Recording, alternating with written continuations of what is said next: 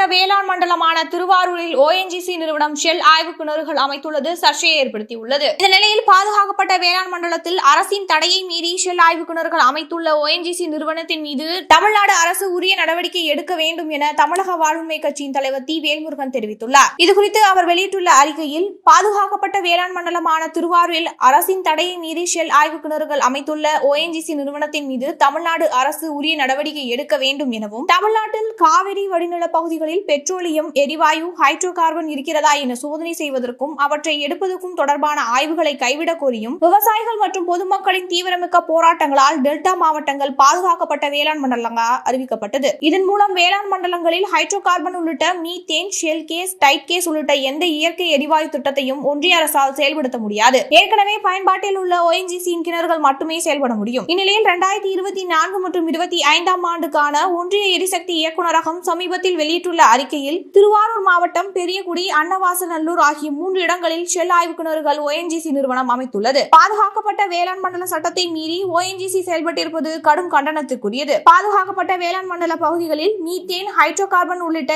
எந்த திட்டத்திற்கும் அனுமதி வழங்க மாட்டோம் என நாடாளுமன்றத்தில் உறுதியளித்திருந்த ஒன்றிய அரசு, அதற்கு மாறாக இப்படி ஓஎன்ஜிசி ஆய்வு கிணறுகள் அமைக்க அனுமதி கொடுத்திருப்பது அதிர்ச்சியையும் கவலையும் அளிக்கிறது. தொடர்ந்து தமிழ்நாட்டிற்கும் தமிழர்களுக்கும் எதிராக ஒன்றிய அரசு செயல்பட்டு வருவது வன்மையாக கண்டிக்கத்தக்கது. ஒன்றிய அரசு மற்றும் ஓஎன்ஜிசி நிறுவனத்தின் இந்த அத்துமீறலுக்கு எதிராக தமிழ்நாடு அரசு எந்தவித நடவடிக்கையும் எடுக்காமல் இருப்பதும், மௌனம் காப்பதும் ஏற்றுக்கொள்ள முடியாது. எனவே பாதுகாக்கப்பட்ட வேளாண் மண்டல சட்டத்தை மீறி ஓஎன்ஜிசி நிறுவனம் அமைத்துள்ள ஷெல் ஆய்வு கிணறுகளுக்கு தமிழ்நாடு அரசு தடை விதிக்க வேண்டும். ஓஎன்ஜிசி நிறுவனத்தின் மீது சட்ட ரீதியாக நடவடிக்கைகளை மேற்கொள்ள வேண்டும் என தமிழக வாழ்வுரிமை கட்சி கேட்டுக்கொள்கிறது என கூறப்பட்டுள்ளது.